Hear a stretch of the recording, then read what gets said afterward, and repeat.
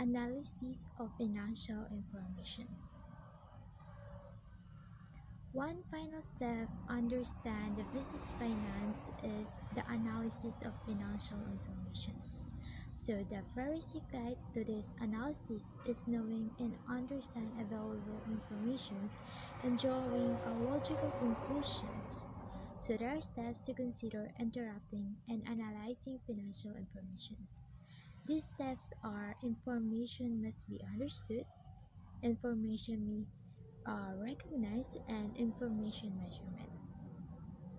So the first one is information must be understood by the user. So the data can be never be analyzed unless it's fully understood. At the same time, financial information must be treated with a total transparency and honesty, understanding its context and an understanding of everything that is presented. The second one is the information must be organized. So before the analysis can be made, information must be sorted out. Supposing a data on a profit and loss account for a manufacturing business shows a current year data. Third one is information measurement. So once we have understood and recognized the financial data needed, and the measurement can be done using applied common sense and analysis by means of financial ratios. Next, the basic financial statements. So forming financial statements are the balance sheet, income statement, cash flow statement, and the statement of changes in owner's equity. So the first is the balance sheets and the financial statements that present all the assets of any claims against or the liabilities and equity of the firm at a particular period of time. So the second one is the income statements measures the profit or loss that an organized has been over a set of period of time. So quarterly a year. So the profits occur when the revenues excess expenses. The cash flow statement is the overview of the company's financial health. This gives the data on the cash provided or used in operating activities. It starts with a figure from the net income taken from the income statement, and it describes the sources and uses of the cash. So the next is the statement of changes in financial conditions. Is also known as the statement of owner's equity or a statement of stakeholders' equity. So this describes the effect of operations on cash positions of the company, the effect of operations and financing decisions to the change in owner's equity. In addition, the balance sheet is the summary of all the amounts and kinds of assets that the firm possesses, as well as the claims made against those assets by investors and creditors. So next, the vertical and horizontal analysis of financial statements.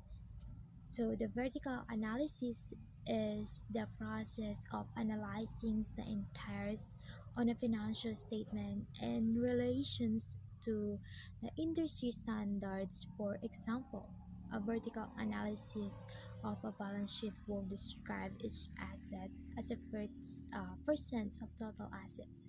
So each sections of liabilities in owner's equity section would also be computed using the same base value of the total assets, since the total assets equal total liabilities and equity. So in accounting, it is enough to perform a vertical horizontal analysis and calculate those in operations, but in finance, it is more significant to look behind those ratios and ask what they tell us about the financial health of the company, since the ratio analysis is descriptive, not so.